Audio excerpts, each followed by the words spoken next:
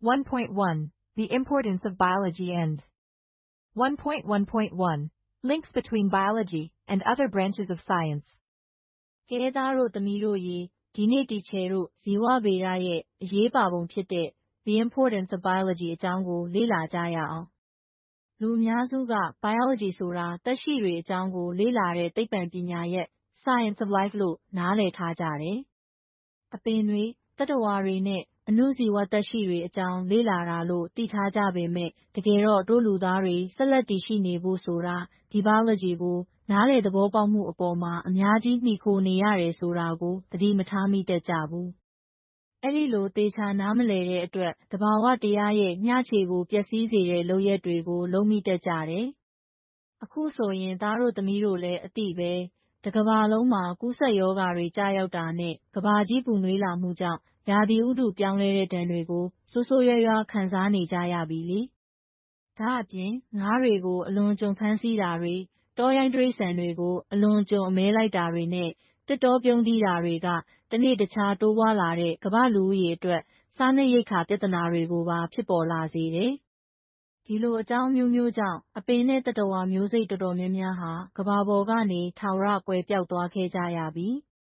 တကယ်လို့သာလူသားတွေမှာ biology ဆိုင်ရာအသိပညာနဲ့သဘာဝတရားအပေါ်နားလည်မှုသာပိုရှိခဲ့မယ်ဆိုရင်ဒီလိုဆိုးရွားတဲ့ဖြစ်ရပ်မျိုးတွေဖြစ်လာမှာမဟုတ်ဘူးကွ။ဒါကြောင့်လူသားတွေရဲ့လုပ်ဆောင်ချက်တိုင်းကသဘာဝတရားအပေါ်သက်ရောက်မှုရှိပြီးအဲ့ဒီအကျိုးဆက်ကတို့စီကိုပဲပြန်ရောက်လာမယ်ဆိုတာကိုသဘောပေါက်ဖို့အလွန်ကိုအရေးကြီးတယ်နော်။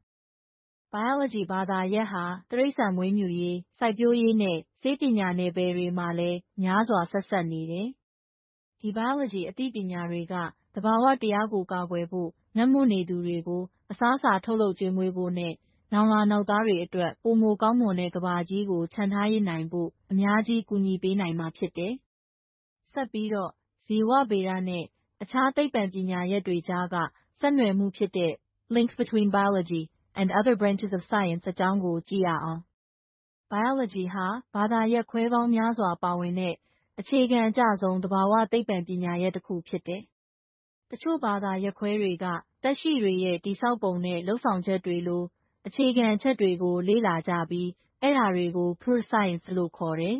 ။ဥပမာအနေနဲ့သက်ရှိတွေရဲ့ပုံသဏ္ဍာန်ကိုလေ့လာတဲ့ morphology နဲ့ဆဲတွေရဲ့တည်ဆောက်ပုံနဲ့လုပ်ဆောင်ချက်တွေကိုလေ့လာတဲ့ cytology တို့ပါဝင်တယ်။အခြားဘာသာရပ်ခွဲတွေကြတော့အဲ့ဒီအခြေခံအသိပညာတွေကိုလက်တွေ့နယ်ပယ်မှာအသုံးချတာဖြစ်ပြီးသူတို့ကိုတော့ applied science လို့ခေါ်တယ်။ဒီအသုံးချဇီဝဗေဒထဲမှာထုတ်ကုန်လုပ်ငန်းတွေမှာသုံးတဲ့ biotechnology တို့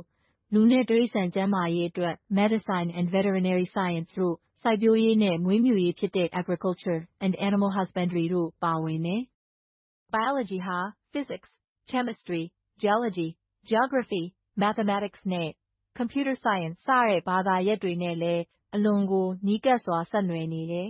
။ဒီပညာရပ်တွေကသက်ရှိတွေရဲ့အသက်ရှင်သန်မှုဖြစ်စဉ်တွေနဲ့ဇီဝစနစ်တွေဘယ်လိုအလုပ်လုပ်သလဲဆိုတာကိုနားလည်လာစေဖို့ကူညီပေးကြတယ်။ဥပမာပြရရင် biophysics ဆိုတာငှက်တွေပျံသန်းတာဒါမှမဟုတ်လင်းတို့တွေအသံနဲ့လမ်းရှာတဲ့ echolocation လိုမျိုးဇီဝဖြစ်စဉ်တွေကို physics နိယာမတွေနဲ့တွဲပြီးလေ့လာတာဖြစ်တယ်။ biochemistry ကတော့ဆဲတွေနဲ့သက်ရှိတွေအတွင်းမှာဖြစ်ပေါ်နေတဲ့ဓာတုပစ္စည်းတွေနဲ့ဓာတုဖြစ်စဉ်တွေကိုလေ့လာတာပေါ့။ biogeography ကျတော့ကမ္ဘာပေါ်မှာအပင်နဲ့တိရစ္ဆာန်တွေဘယ်လိုပြန့်နှံ့တည်ရှိနေသလဲဆိုတာကိုရှင်းပြပေးတဲ့ဘာသာရပ်ဖြစ်တယ်။ကဲအခု Figure 1.1 အနေနဲ့ biology ရဲ့ဘာသာရပ်ခွဲတွေနဲ့အခြားသိပ္ပံဘာသာရပ်တွေရဲ့ဆက်နွယ်မှုကိုပြသထားတဲ့ဇယားလေးအကြောင်းရှင်းပြမယ်။ဒီဇယားမှာဇီဝဗေဒဘာသာရပ်ကြီးကိုအဓိကကဏ္ဍကြီး၃ခုခွဲခြားပြသထားတယ်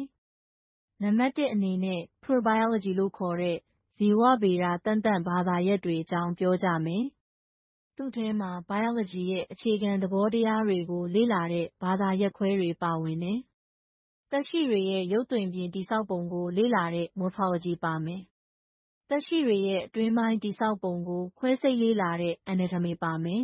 ။တရှူးတွေရဲ့တည်ဆောက်ပုံကိုအဏုကြည့်မှန်ပြောင်းနဲ့လေ့လာတဲ့ histology ပါမယ်။ဆဲတွေရဲ့တည်ဆောက်ပုံနဲ့လုပ်ဆောင်ချက်ကိုလေ့လာတဲ့ cytology တို့ပါဝင်တယ်။နံပါတ်2အနေနဲ့ Applied Biology လို့ခေါ်တဲ့အသုံးချဇီဝဗေဒဘာသာရပ်တွေအကြောင်းပြောပြမယ်။ဒါကတော့ Biology အသိပညာကိုလက်တွေ့နယ်ပယ်မှာအသုံးချတဲ့ဘာသာရပ်တွေဖြစ်တယ်။ဇီဝနည်းပညာဖြစ်တဲ့ Biotechnology ပါမယ်။တိရစ္ဆာန်ဆေးကုသရေးသိပ္ပံဖြစ်တဲ့ Veterinary Science ပါမယ်။စိုက်ပျိုးရေးဘာသာရပ်ဖြစ်တဲ့ Agriculture ပါမယ်။တိရစ္ဆာန်မွေးမြူရေးဘာသာရပ်ဖြစ်တဲ့ Animal Husbandry တို့ပါဝင်တယ်။နံပါတ် 3 အနေနဲ့ Other Sciences လို့ခေါ်တဲ့အခြားသိပ္ပံဘာသာရပ်တွေနဲ့ဆက်နွယ်မှုတွေကိုကြည့်ကြရအောင်။ဒီကဏ္ဍမှာတော့ Biology နဲ့အခြားသိပ္ပံဘာသာရပ်တွေပေါင်းစပ်ထားတဲ့ဘာသာရပ်တွေပါဝင်တယ်။ Biology နဲ့ Physics ပေါင်းစပ်ထားတဲ့ဇီဝရုပ်ပိုင်းဆိုင်ရာသိပ္ပံ Biophysics ပါမယ်။ Biology နဲ့ Chemistry ပေါင်းစပ်ထားတဲ့ဇီဝဓာတုဗေဒ Biochemistry ပါမယ်